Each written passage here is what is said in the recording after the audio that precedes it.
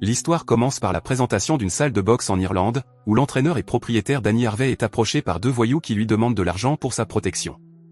Entendant cela, Danny, qui n'a pas besoin d'être protégé par les voyous, refuse leur demande et finit par se battre avec les deux hommes. Grâce à ses compétences en arts martiaux, Danny parvient rapidement à vaincre les malfrats. Ce soir-là, à la maison, Danny regarde avec anxiété son équipe de football préférée, West Ham United, car il est originaire de Londres et a une activité en Irlande avec sa salle de boxe. Joey Harvey, le frère cadet de Danny, a déménagé à Londres et est connu pour être le leader du groupe de supporters de West Ham United appelé Green Street. Après le match de West Ham, Joey entraîne son groupe dans une bagarre avec des supporters rivaux. Malheureusement, au cours du chaos, Joey est tué par une arme tranchante brandie par les supporters adverses. Au même moment, Danny, encore endormi, se réveille avec un appel téléphonique de sa mère l'informant de la mort de Joey et lui demandant de rentrer immédiatement à Londres. Arrivé à la maison familiale à Londres, Danny serre sa mère dans ses bras et s'excuse de ne pas avoir pu protéger son jeune frère. Le lendemain matin, lors des funérailles de Joey, Danny tente de retenir ses larmes et jure de trouver les coupables qui ont pris la vie de son frère et de se venger. Après les funérailles, Danny est abordé par un vieil ami, Victor, qui lui présente ses condoléances pour la mort de Joey.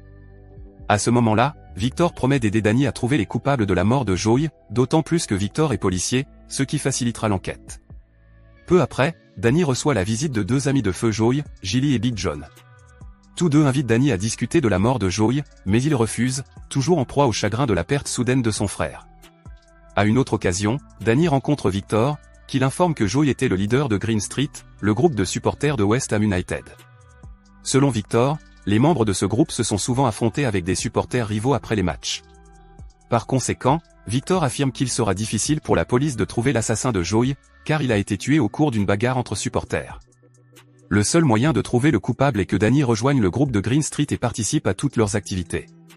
Ce soir-là, Danny rentre chez lui et constate avec tristesse que sa mère tient toujours une photo de Joey. En regardant la photo de son défunt frère, Danny se remémore divers souvenirs avec lui et décide finalement d'accepter le conseil de Victor de rejoindre le groupe de Green Street. Le lendemain, Danny arrive dans un bar qui sert de quartier général à Green Street. En entrant dans le bar, de nombreux membres de Green Street, dont Gilly et Big John, sont surpris par l'arrivée de Danny. Ils craignent tous que Danny ne les rende responsables de la mort de Joey. Danny répond qu'il ne blâmera pas le groupe pour son défunt frère. Au contraire, il a l'intention de se joindre à eux. Danny les invite même à participer à une bagarre avec les supporters de Tottenham, qui affronteront West Ham United ce soir-là. En entendant cela, tout le monde dans le bar se réjouit, car ils ont maintenant un remplaçant pour le défunt Joey. Dans la soirée, après la fin du match entre West Ham et Tottenham et alors que tous les fans quittent le stade, Danny crée intentionnellement une perturbation en attaquant un fan de Tottenham avec une bouteille. Cet acte provoque le chaos et un désordre incontrôlable, ce qui conduit la police à arrêter Danny et à l'emmener au poste de police pour l'interroger. Sur le chemin du commissariat, les policiers relâchent soudainement Danny et lui demandent de partir, le confondant ainsi. Il s'avère que tout cela faisait partie du plan de Victor, qui avait demandé à la police de le relâcher. Danny retourne alors seul au Green Street Bar. Arrivé au bar, Danny ne trouve qu'une serveuse nommée Molly, car tout le monde est encore au stade. Danny entame alors une conversation avec Molly et les deux semblent s'intéresser l'un à l'autre. Peu après, Danny retrouve Gilly et les autres personnes présentes au bar. Au cours de la conversation, Gilly soupçonne les fans de Tottenham d'attaquer leur salle, surtout après les actions précédentes de Danny. Peu de temps après, les fans de Tottenham arrivent et défient le groupe de Danny, déclenchant une bagarre entre les deux groupes de fans. Grâce à ses compétences en arts martiaux, les supporters de Green Street parviennent à remporter le combat. Cette victoire semble rendre Gilly et ses amis très heureux et ils célèbrent leur victoire au bar. Pendant la fête, Danny, qui s'intéresse à Molly, trouve le courage de l'inviter à sortir le lendemain soir. Molly, qui est attirée par Danny depuis leur rencontre, accepte immédiatement l'invitation. Le lendemain matin, Danny se rend à la salle de boxe qu'il fréquentait avant d'ouvrir sa propre salle en Irlande. Danny y reprend un entraînement intensif afin d'être en forme pour ses prochains combats. À la tombée de la nuit, Gilly et les autres invitent Danny à se rendre dans un lieu où se réunissent les supporters de ses rivaux. À son arrivée, Danny voit de nombreuses personnes parier tout en regardant les fans se battre. De manière inattendue, l'endroit a été spécialement aménagé pour les combats de supporters anglais, afin d'éviter les combats dans la rue ou devant les stades. Selon les règles, un tournoi de combat sera organisé avec un prix substantiel pour le vainqueur. Lors de l'affrontement avec Tottenham, les supporters de Millwall, menés par Mason, remportent le combat. Après la victoire, Mason s'approche de Danny et lui dit qu'il l'attendra au prochain tournoi. Calmement, Danny répond qu'il attendait de combattre les supporters de Millwall, mais aussi de trouver le responsable de la mort de Joey. De retour du combat des supporters, Danny rencontre Molly pour tenir sa promesse de rendez-vous. Danny l'emmène dîner et ils finissent par passer la nuit ensemble. Le lendemain matin, Danny emmène tous les membres de Green Street, un par un, s'entraîner pour améliorer leurs compétences avant leur rencontre avec le groupe de supporters adverses. Danny les emmène également à la salle de boxe et les entraîne rigoureusement. Ce soir-là, alors que Danny et les autres sont au bar, Danny interdit à ses membres de boire de l'alcool, n'autorisant que les jus de fruits et l'eau, car dans quelques heures ils devront affronter les supporters de Newcastle. Pendant ce temps, Danny demande à Gilly si les supporters de Newcastle sont impliqués dans la mort de son frère. Gilly explique que Joey est mort au cours d'une bagarre avec des supporters de Millwall, et non de Newcastle.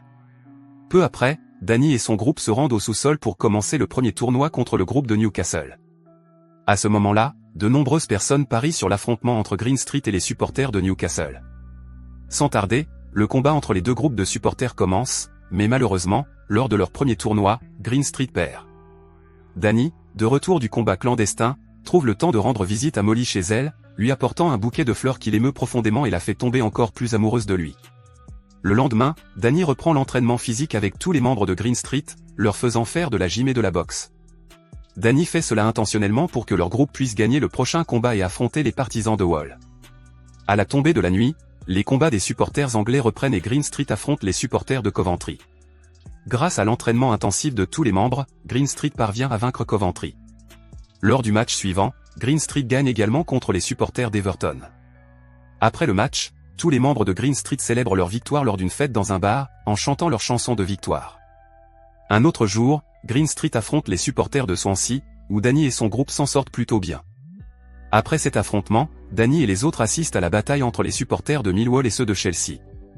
Au cours de cet affrontement, Mason se montre extrêmement brutal envers ses adversaires, ce qui renforce la conviction de Danny que c'est Mason qui a tué Joey. Quelques jours plus tard, Green Street se heurte aux supporters de Manchester. Au cours de cette rencontre, Mason assiste à l'impressionnante performance de Danny et semble plutôt surpris. Le lendemain, Molly voit Danny parler à Victor, ce qui la perturbe et la pousse à aller au bar. Lorsque Danny arrive au bar, Molly le jette soudainement dehors car elle pense que Danny est un traître qui a divulgué toutes les informations de Green Street à Victor, qu'elle connaît en tant qu'officier de police. Entendant cela, Danny jure qu'il n'a vendu aucune information à la police, d'autant plus que Victor est un ami d'enfance. Malheureusement, Molly ne le croit pas et Danny décide de partir. Après avoir quitté le bar, Danny est abordé par Mason, qui lui demande de monter dans sa voiture. Danny refuse d'abord l'invitation de son rival de toujours, mais Mason lui dit qu'il a des preuves sur la personne qui a tué Joey. Danny finit par monter dans la voiture, où Mason lui montre une photo de Gilly tenant le corps de Joey sur la scène de crime. À la lumière de cette information, Danny devient furieux et va affronter Gilly, qui s'entraîne à la boxe. Sans hésiter, Danny attaque Gilly et lui demande pourquoi il a tué Joey. Peu après, Danny tente de parler à Gilly, qui jure qu'il n'a pas tué Joey et affirme que l'accusation est fausse. Gilly explique qu'au cours de l'incident, Joey était trop confiant et pensait pouvoir vaincre les partisans de Millwall, alors que Green Street était en infériorité numérique. En conséquence, Joey a été brutalement battu à mort par Mason. Gilly explique également que Mason l'a forcé à sourire en tenant le corps de Joey parce qu'il voulait prendre une photo. C'est la raison pour laquelle Gilly n'a pas dit plus tôt à Danny que Mason était le véritable assassin, car il avait menacé de publier la photo. En entendant cette explication, Danny croit Gilly et s'excuse pour l'attaque précédente. Nous passons ensuite à Victor, qui boit dans le parc par frustration d'avoir été renvoyé par la police. Peu après, Danny s'approche de Victor et l'informe qu'il a maintenant la preuve que Mason est l'assassin de Joey. Danny demande alors à Victor de l'aider à combattre Mason dans son groupe plus tard dans la nuit. Victor, qui n'est plus policier, accepte la demande sans hésiter. Ce soir-là, de nombreuses personnes se rassemblent pour assister à la dernière réunion entre les partisans de Green Street et ceux de Millwall. Même Molly, qui semble s'être réconciliée avec Danny, se rend sur place pour encourager le combat à venir de Danny. Avant le début du combat, Mason tente de saper le moral de Danny et de Victor, mais cela ne fait que les motiver davantage à vaincre Mason. Au début du combat, Danny est battu à plate couture par Mason, au point d'être presque impuissant. Se rendant compte que Danny était proche de la défaite, Mason a admis que c'était lui qui avait tué Joey et qu'il avait maintenant l'intention d'en finir avec Danny, comme il l'avait fait avec Joey. En entendant cela, Danny a trouvé la force de se lever. Sous le coup de la colère, Danny s'est vengé de Mason en le frappant violemment. Peu après, la police arrive et découvre la bagarre entre les supporters de football. Ils ont tous été arrêtés, mais Danny et ses amis ont heureusement été relâchés, leur innocence ayant été prouvée. Pendant ce temps, Mason a été arrêté et sera puni pour ses crimes. Danny, qui avait d'abord fait semblant de rejoindre Green Street pour enquêter sur la mort de Joey, se sent maintenant à l'aise dans le groupe et décide de rejoindre les supporters de West Ham United. Au cours de la fête, Danny annonce également qu'il va bientôt épouser Molly.